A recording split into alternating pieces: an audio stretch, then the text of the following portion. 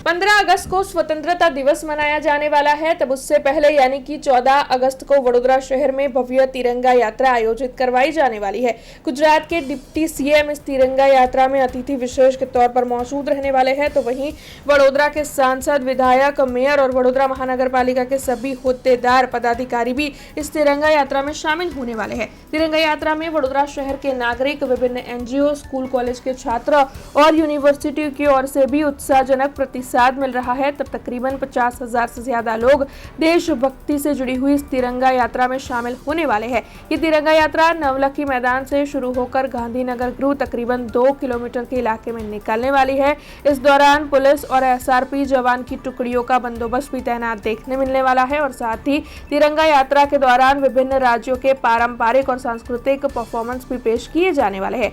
ऐसे में वडोदरा महानगर पालिका की ओर से तिरंगा यात्रा से जुड़ी हुई सभी तैयारियां पूर्ण कर दी गई है। तब आज नवलखी मैदान पर इन तैयारियों का जायजा लेने के लिए अधिकारी पहुंचे थे। 14 તારીખના રોજ માનનીય નાયબ મુખ્યમંત્રી શ્રીના ઉપસ્થિતિમાં અને વડોદરા શહેરના માન્ય ધારાસભ્યશ્રીઓ, માન્ય સંસદ સભ્યશ્રી, કોર્પોરેશનના માન્ય મેયરશ્રી તથા સૌ પદાધિકારીશ્રીઓની ઉપસ્થિતિમાં લગભગ 50,000 જેટલા લોકો આમાં જોડાવાના છે।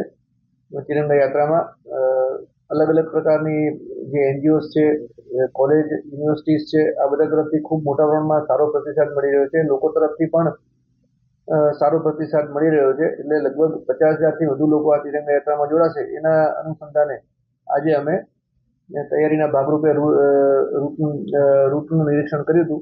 આની અંદર તિરંગા યાત્રા જે છે એ નવલખી मैदानથી ગાંધીનગર સુધી લગભગ 2 કિલોમીટરના વિસ્તારમાં નીકળશે અને એમાં પોલીસ, એસઆરપી, अलग अलग स्कूल कॉलेजना स्टूडेंट्स, अलग अलग प्रकारना बेन्ड्स, विविध राज्योना जे परफॉर्मन्स स्टेज पण थवाना छे। એટલે આ રીતનું એક વીએમસી દ્વારા આયોજન કરવામાં આવ્યું છે। हमसे जुड़े रहने के लिए हमारे YouTube चैनल को सब्सक्राइब करें और नई वीडियो की नोटिफिकेशन के लिए बेल आइकॉन को दबाएं।